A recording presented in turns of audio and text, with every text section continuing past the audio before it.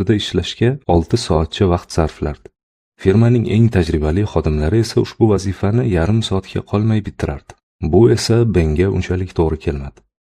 Menga o'rgatilgan usulda jarayon juda murakkab va ko'p mehnat talab qilardi, eslaydi Ben.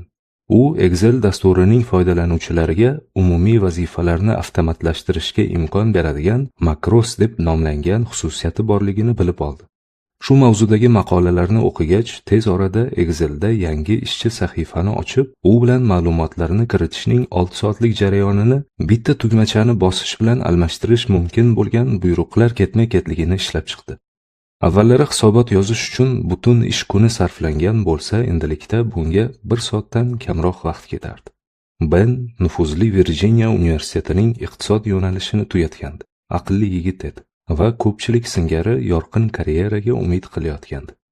Lekin asosiy professional mahorati Excel orqali osongina qo'lga kiritilishini anglab yetgach, maqsadlari puchga chiqishi mumkinligini tushundi.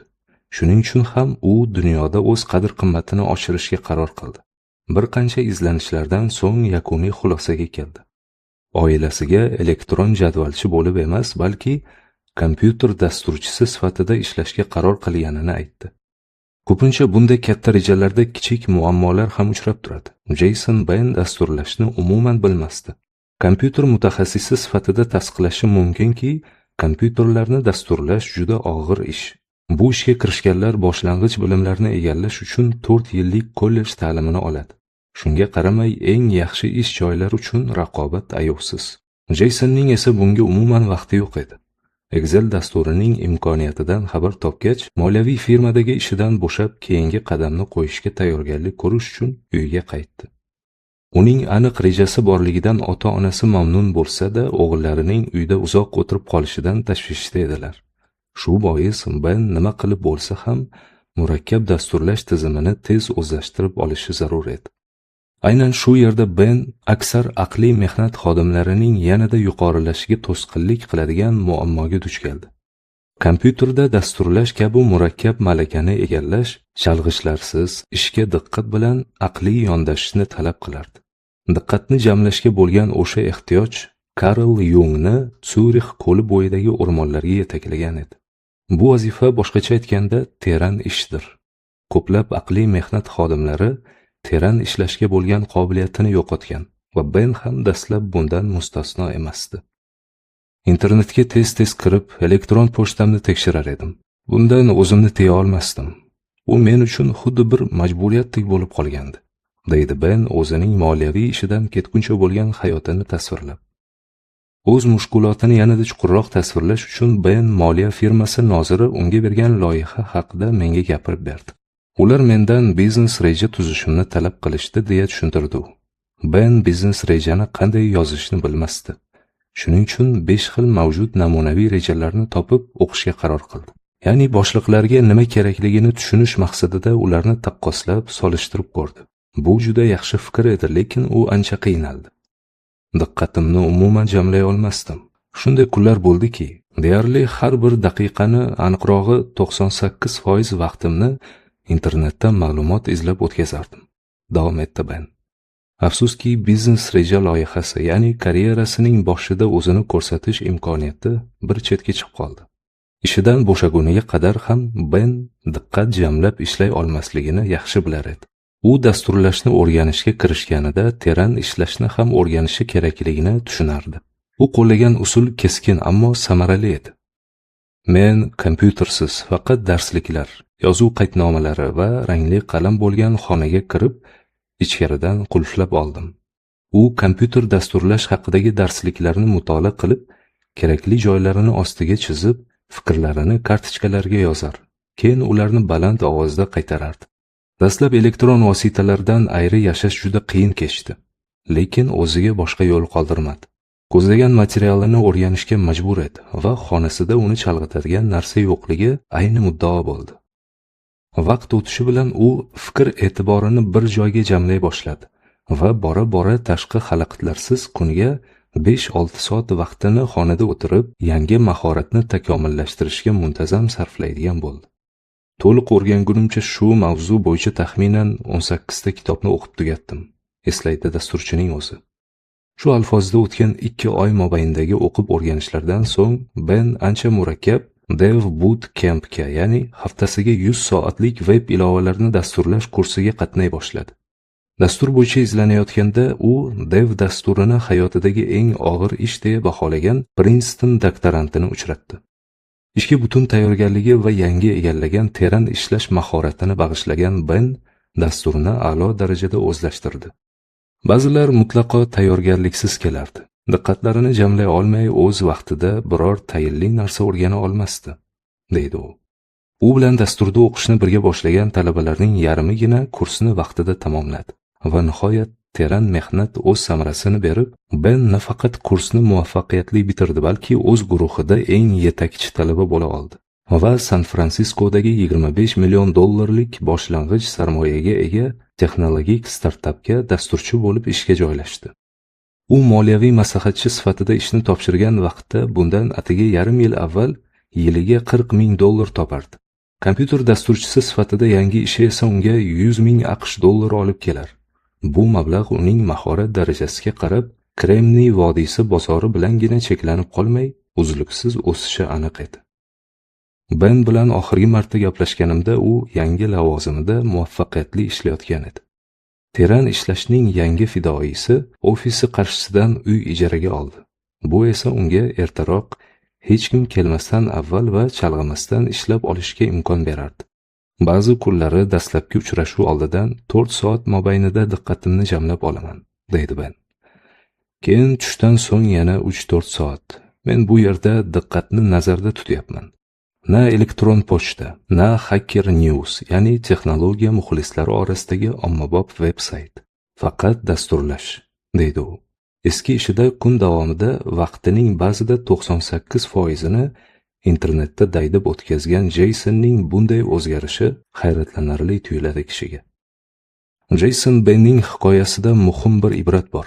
Teran ishlash shunchaki yozuvchilar va 20-asr boshlarida yashagan ba'zi faylasuflarning nostalgik mayllari emas, balki bugungi kunda juda katta qiymatga ega mahoratdir.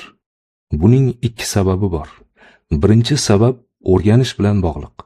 Axborot iqtisodimiz tez o'zgaruvchan murakkab tizimlarga bog'liq. Ben o'rgangan kompyuter dasturlash tillari 10 yillar oldin yo'q edi va ehtimol 10 yildan keyin eskirar. Shu kabi 90-yillarda marketing sohasiga kelgan kadr bugun raqamli analitikani o'zlashtirishi zaruratini bilmasligi mumkin. Iqtisodimizda kerakli kadr bo'lib qolish uchun murakkab narsalarni tezda o'rganish mahoratiga ega bo'lishingiz kerak. Bu vazifa esa teran va astoydil mehnat talab qiladi. Agar bu qobiliyatni parvarishlamasangiz, texnologiya rivojlanishi bilan ortda qolib ketishingiz hech gap emas. Teran ishning ahamiyati borasidagi ikkinchi sabab shuki, raqamli tarmoq inqilobining ta'siri 2 tig'lidir. Agar siz biror foydali narsa ishlab chiqa olsangiz, mahsulotga talabgorning, masalan, ish beruvchilar yoki mijozlar cheki bo'lmaydi va bu yutug'ingiz salmog'ini oshiradi. Boshqa tomondan, agar ishlab chiqarayotgan narsangiz sifatsiz bo'lsa, unda muammoga duch kelasiz. Chunki mijozlaringiz internetda yaxshiroq muqobilani osongina topib oladi. Kompyuter dasturchisi, yozuvchi, marketolog, maslahatchi yoki tadbirkor bo'lasizmi, sizning holatingiz Freyddan o'zmoqchi bo'lgan Jungnikiga yoki startapda muvaffaqiyatga erishish uchun qizg'in ishlayotgan Jason Bennikiga o'xshab qoladi. Muvaffaqiyatli bo'lish uchun qo'lingizdan kelgan mutlaqo a'lo narsani ishlab chiqishingiz kerak. Bu esa astoydil ishlashni talab qiladi albatta. Teran mehnatga bo'lgan ehtiyoj tobora ortib boryapti. Sanoat iqtisodiyotida teran ish juda muhim bo'lgan kam sonli malakali ishchi va professional qatlam mavjud edi. Boshqa aksariyat ishchilar esa chalg'imay diqqatni jamlash qobiliyatini rivojlantirmasdan ham samarali ishlay olardi. Ularga sifati past mahsulot uchun haq to'lab kelindi va 10 yillar davomida bu holat o'zgarmay qoldi. Lekin axborot iqtisodiyotiga o'tishimiz bilan aholining katta qismi borgan sari aqliy mehnat kishilariga aylanib boryapti. Teran ish, garchi ko'pchilik bu haqiqatni anglab yetmagan bo'lsa-da, asosiy omil sifatida tanildi. Teran ishlay olish eskirgan, bugungi kunda ahamiyatini yo'qotgan mahorat emas, aksincha u sur'atni maromida saqlay olmaydiganlarni tupurib tashlaydigan global raqobatli axborot iqtisodiyoti muhitida oldinga intiladigan har bir kishi uchun eng zarur malakadir. Haqiqiy mukofot Facebook'dan mahorat bilan foydalana oladiganlar uchun emas. Bu sayoz ish, istalgan odam eplashi mumkin. Balki xizmatni innovatsion taqsimlaydigan tizimlarni ishlab chiqa oladiganlar uchundir. Bu esa teran o'ylaydigan vazifa. Hamma ham eplay olmaydi. Teran mehnat shu qadar muhimki, biz uni Erik Barkerning so'zlari bilan 21-asr gegemoni deb atashimiz mumkin. Hozirgacha ikki jarayon haqida gapirdik. Biri teran ishning kamayib ketayotgani va ikkinchisi uning qiymati tobora o'sib borayotgani. Teran ish gipotezasi. Teran mehnat qilish qobiliyati tobora noyoblashayotgani bilan bir vaqtda iqtisodiyotda o'ta qiymatli bo'lib bormoqda. Oxir oqibat bu mahoratni shakllantirib ish tarzining mazmuniga aylantirgan oz sonli kishilar muvaffaqiyat qozonadi. Mazkur kitobni yozishimdan ikki maqsad ko'zlangan. Ya'ni teran ish gipotezasi chinakam haqiqat ekanligiga sizni ishontirish va kasbiy hayotingiz asosiga teran ishni qo'ygan holda miyangizni charxlash va ishlash tarzingizni o'zgartirish orqali teranlikdan foydalanish borasida amaliy ko'rsatmalar berish. Oxirgi 10 yillikni qiyin vazifalar ustida diqqatni jamlash qobiliyatimni takomillashtirishga sarf qildim. Bu qiziqishimning manbasiga kelsak, men diqqatni jamlay olish eng zarur kasbiy mahorat hisoblanuvchi Massachusets Texnologiyalar institutining, ya'ni MTIning hisoblash nazariyasi guruhida doktorlik kurslarida o'qigan nazariy kompyuter fanlari mutaxassisiman. Shu yillar mobaynida MacArthurning Daholar stipendiyasi sovrindori, MTIga yosh vaqtida professor sifatida jalb qilingan kishi bilan bir joyda yashadim. Bu nazariyotchi mutaxassisning mehmonxonada atrofiga bir guruh olimlarni to'plagancha elektron doskaga uzoq tikilib o'tirganiga guvohi bo'lardim. Bu soatlarcha davom etar. Tushlik qilishga chiqib qaytib kelsam, hamon tikilayotgan bo'lardi. Bu g'alati professor bilan muloqot qilish juda mushkul edi. Chunki u Twitterdan foydalanmas. Agar sizni tanimasa, xabar jo'natishingizdan naf yo'q edi. O'tgan yili bir yil ichida naq 16 ta maqolasini nashr qildirdi. Diqqatni jamlashga bu qadar muhkamdan ketish talabalik yillarimda odatiy hol edi. Shuning uchun teranlikka jiddiy qarashimning hech ajablanarli yeri yo'q. Blogimdan boshqa Facebook va Twitter kabi ijtimoiy tarmoqlarda hisobim yo'qligi do'stlarim va kitoblarim ustida birga ishlagan ba'zi noshirlarning hafsalasini pir qilardi. Internetdan ham ma'lumot izlamayman. Yangiliklardan uyimga eltib beriladigan Washington Post gazetasi va Milliy jamoat radiosi orqali xabardor bo'laman. Umuman aytganda men bilan ham bog'lanish qiyin. Shaxsiy veb-saytimda elektron pochta manzilim ko'rsatilmagan va hatto 2012-yilgacha mobil telefonim ham yo'q edi. O'shanda ham homilador rafiqam o'g'limiz tug'ilmasdan oldin telefon olasiz deb turib olgach, majburlikdan sotib olgandim. Alaloqibat teranlikka ishtiyoqim o'z mevasini berdi. Kollejni tugatganimdan keyin 10 yil ichida 4 ta kitob nashr ettirdim. Falsafa doktori ilmiy darajasiga ega bo'ldim. Yuqori baholangan ilmiy maqolalar yozdim va Georgetown universitetida professor sifatida doimiy ishga qabul qilindim. Bu katta ishni butun ish haftasi mobaynida deyarli har doim soat 5 uzog'i 6 gacha davom ettirardim. Shunday tig'iz vaqtda ham ishlashning imkoni bor, chunki bo'sh vaqtdan samarali foydalanishga ishonganim uchun sayoz ishlarni kamaytirishga astoydil intildim. Kunimni sinchkovlik bilan tanlagan teran ish doirasida rejalayman. Bunda sayoz mashg'ulotlar ish jadvalimning eng ahamiyatsiz kichik qismidan joy oladi. Kuniga 4 yoki 5 soat, haftasiga 5 kunlik chalg'ishlarsiz to'g'ri yo'naltirilgan diqqat ko'p foyda keltirishi mumkin. Teranlikka bo'lgan ishtiyoqim kasbimga taalluqli bo'lmagan masalalarda ham qo'l keldi. Ko'pincha ishdan uyga qaytgan paytimda tonggacha, ya'ni yangi ish kunim boshlangungacha kompyuterga yaqinlashmayman. Istisno sifatida bolalar uxlagach yuritadigan blogimni aytishim joiz. Elektron pochtaga bir ruvga kirib chiqish yoki ijtimoiy tarmoqlarda tez-tez sayr qilishdan tiyilib, ulardan tamoman aloqani uzishim kechqurun rafiqam va 2 o'g'lim bilan vaqt o'tkazishimga va ularga kitoblar o'qib berishimga imkon berdi. Muxtasar qilib aytganda, hayotimda chalg'ishlar kamligi insonlar umrini tobora yamirib borayotgan asabiy aqliy energiya tubidagi shovqindan xalos etadi.